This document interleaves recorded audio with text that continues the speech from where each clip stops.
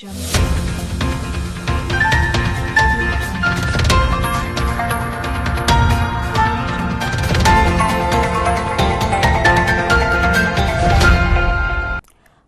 entre le ministre de la Refondation de l'État chargé des relations avec les institutions et les chefs de quartier de la commune 2 du district de Bamako dans le cadre de la reconstruction de l'État, du citoyen et de la nation.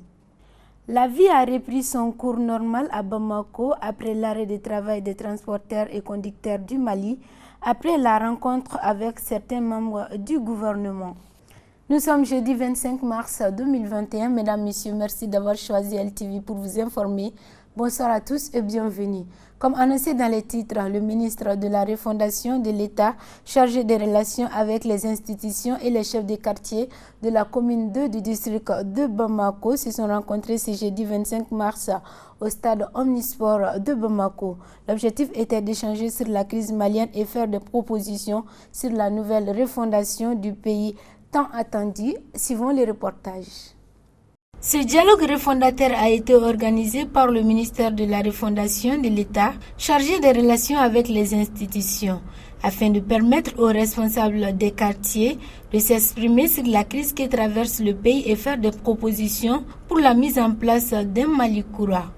Cette première journée d'échange du ministre de la Refondation était avec les chefs de quartier de la commune 2 du district de Bamako, avec à sa tête Bamoussa Touré, coordinateur général des chefs de quartier de Bamako. Le ministre de la Refondation de l'État, qui est en même temps chargé des relations avec les institutions, nous l'avons dit tantôt, et c'est par rapport à l'état de santé sincèrement défaillant de notre pays, le Mali.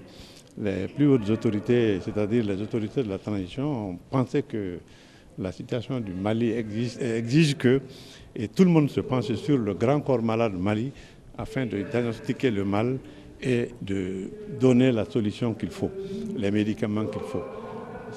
Ce travail important a été confié à quelqu'un, le ministre de la Refondation de l'État, chargé des relations avec les institutions, M. Mohamed Koulibaly.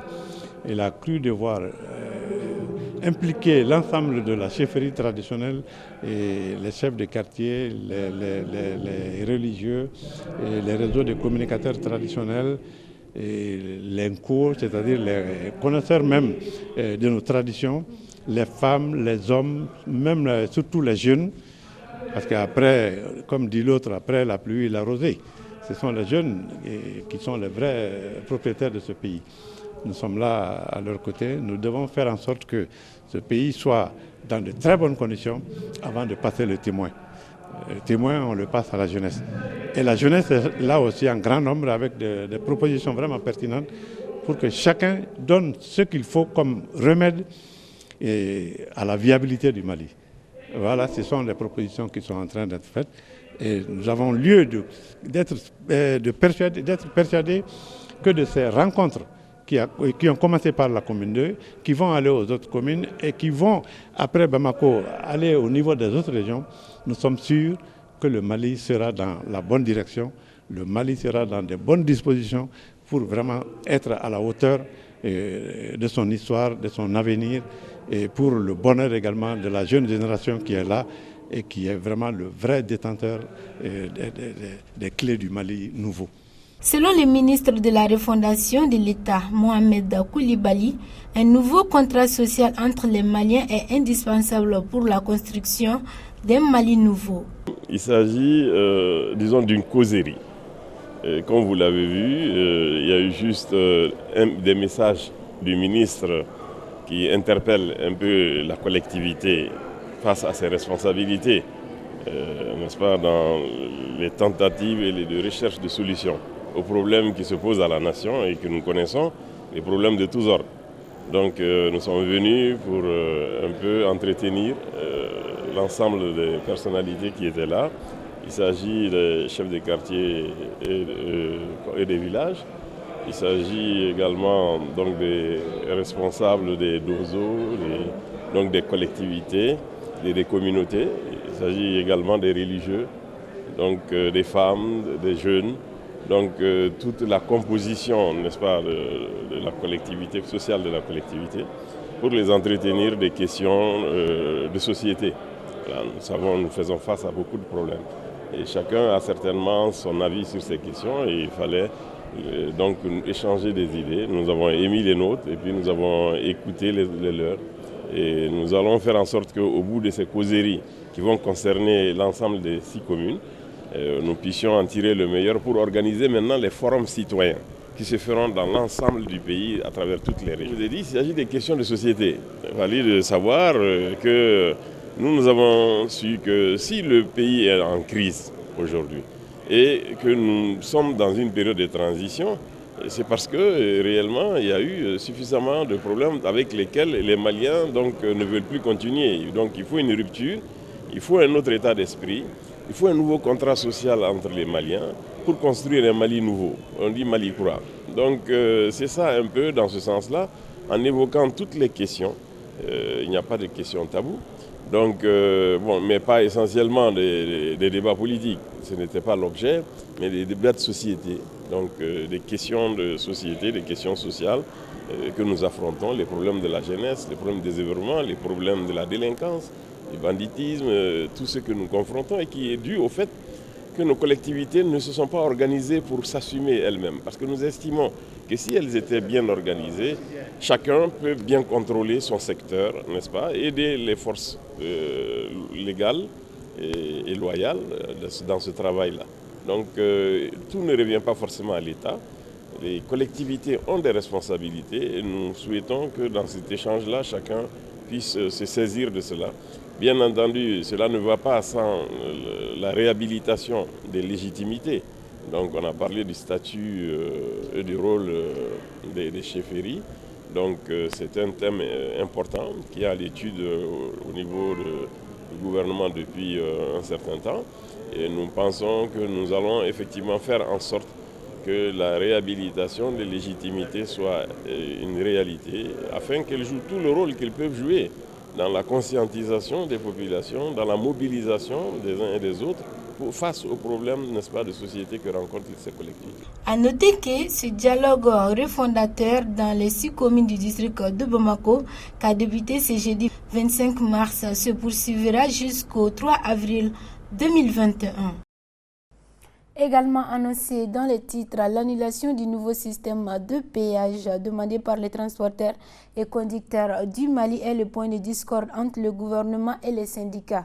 Après avoir épuisé toutes les voies de recours administratifs pour être entendues par les autorités, une grève de 72 heures avait débuté ce lundi 22 mars sur toute l'étendue du territoire national par les syndicats des transporteurs et conducteurs routiers pour faire front commun afin de défendre leurs droits.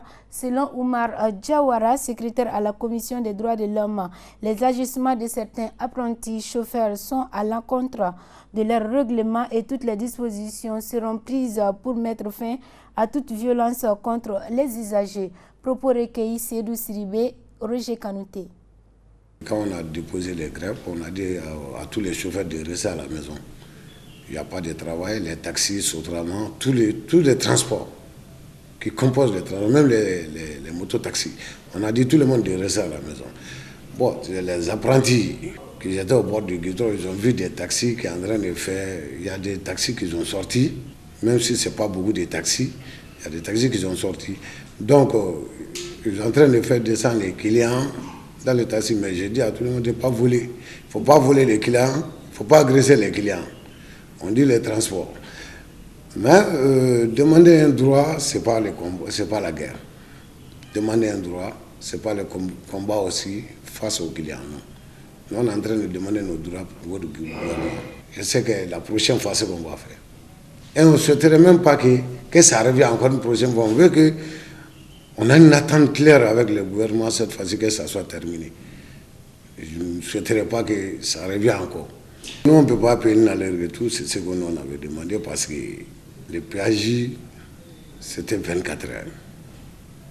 C'est-à-dire, nous, on se rappelle le jour que le PAJ, on nous avait appelé pour nous s'asseoir de discuter par rapport au PAJ.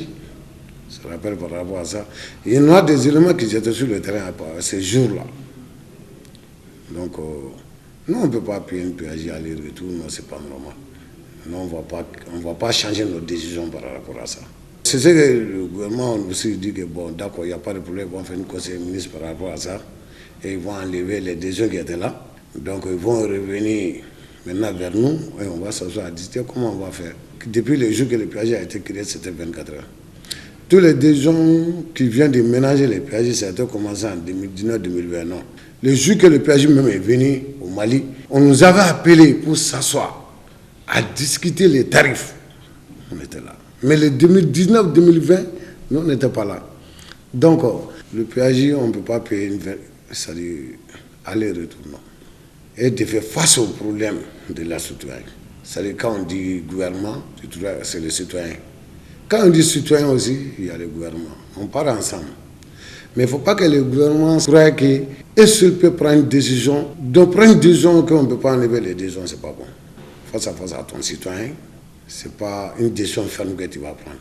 Mais c'est qu'on est sûr quand même, on ne va pas changer. Ainsi prend fin notre édition d'aujourd'hui. Un grand merci à vous de l'avoir suivi et bonne suite de programme sur La Liberté Télévision.